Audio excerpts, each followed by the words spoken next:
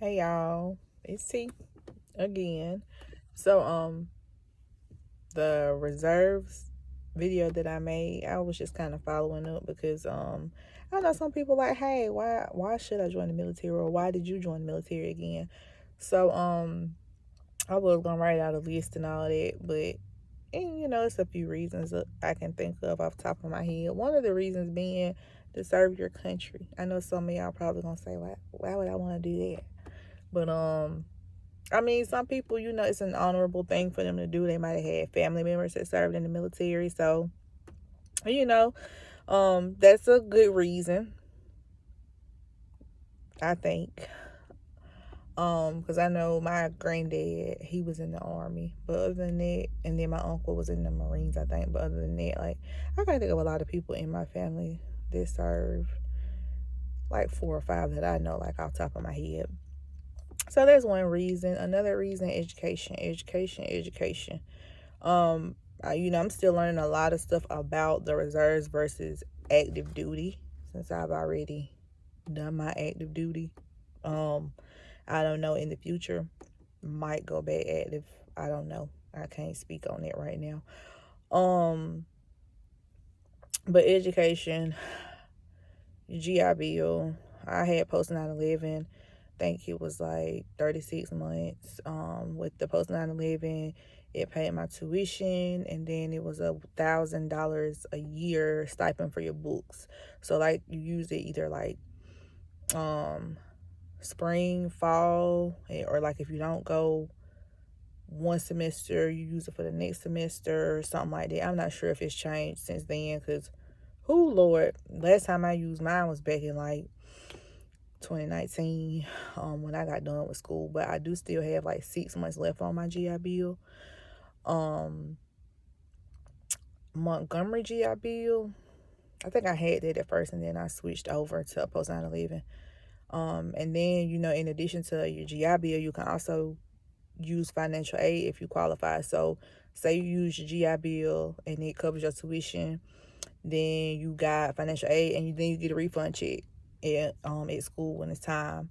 So that's kind of, I mean, some people might not care about it. I mean, then on top of that, if you need to, you can also get student loans, because some people, they can't work during while school is going on. A lot of times in nursing school, they'll tell you if you're in nursing school, you cannot work, you cannot have a job. Some people do still work full time. Some people don't work at all, or they go PRN, which is when necessary. So just something to think about. So education, like, I don't know a whole lot about Montgomery GI Bill. I think they pay your tuition like directly to the school or something. I don't know. I'll have to do my research on that one. But I know the post 9/11, of course, pays your tuition directly to the school. But like I said, you also get oh, I forgot about the BAH you get. Duh. So you get the basic housing allowance with post 9/11. And I'm speaking on post 9/11 because that's what I use. So you get they pay your tuition. I'm not sure like if it's a cap or what the cap might have been.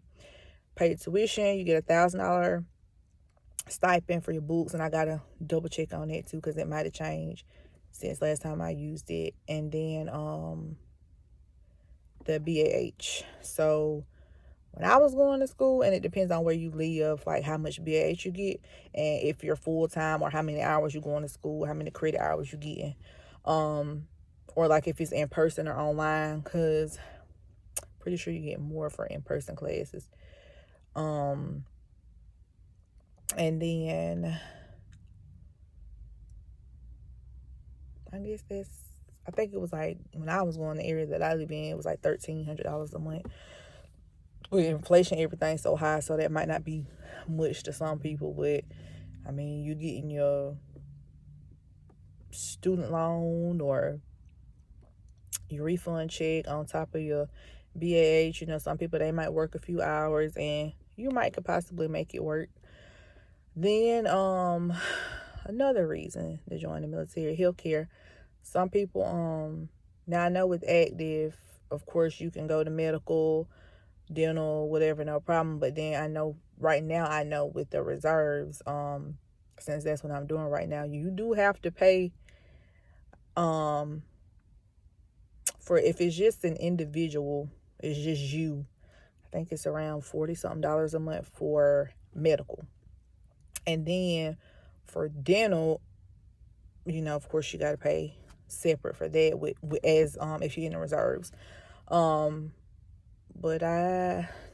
for medical, whether it's 2 people or a family of people, it's around $279 or something like that, because I signed up not too long ago and that's how much it was. But you have to pay like 2 or 3 months of your premium up front.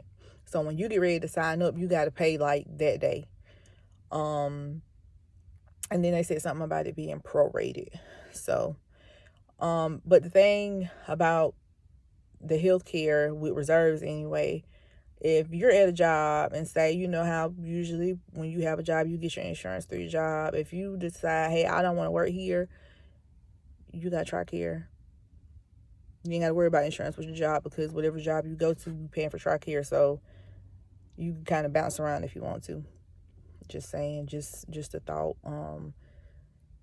So that's not something holding you at a job. Oh, I got to have health care for my family. Well, you got TRICARE. So I don't know how good it is because I haven't had to use it yet, but I'll let y'all know. And then, you can set it up so that the payment automatically comes out every month when it's supposed to. Because I always wonder, like, how does that work? Like, do they take it out your drill pay? Like, what happens? But no, you have to actually set it up so that it'll automatically come out. And I had another reason. Reserves, I haven't did a whole lot. I just had my first drill last month. But I will say, active, if you want to travel. Oh, I take that back, because the few people that I talked to, they've also had the opportunity to travel in the reserves. Like, you can take different orders, and then you have your 2-week training out of the year, so, or more, because they were trying to tell me about that at drill, because I heard about the 2 weeks, but they were like, yeah, they don't tell you about all the other stuff. Because one of the people that I was talking to was like, oh, well, I went to Florida, I went to this place, that place. And I'm like, okay, cool. So, but I know with active duty, the ship that I was on, when I first got to the ship, they had just got back from deployment. I think they went to Greece, Spain. They went to France, Dubai, and they might have went to a few other places. I can't really recall. And then when I left that ship,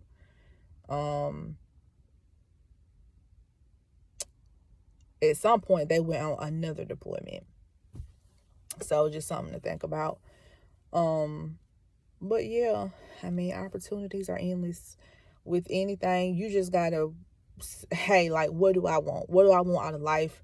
What do I want to get out of this experience of joining the Navy, whether it be reserves or active. I mean, because reserves, of course, you still got your regular job, and you just doing your drill 1 weekend out of the month, and then you're doing your 2-week training. So it's just something to think about. I mean, especially if you got kids, dependents, whatever works for you. So yeah, I know a lot of people wonder, and then too, on my last one, because this was one of my main ones, retirement. So of course with active duty, if you wanna, it's typically the 20-year retirement,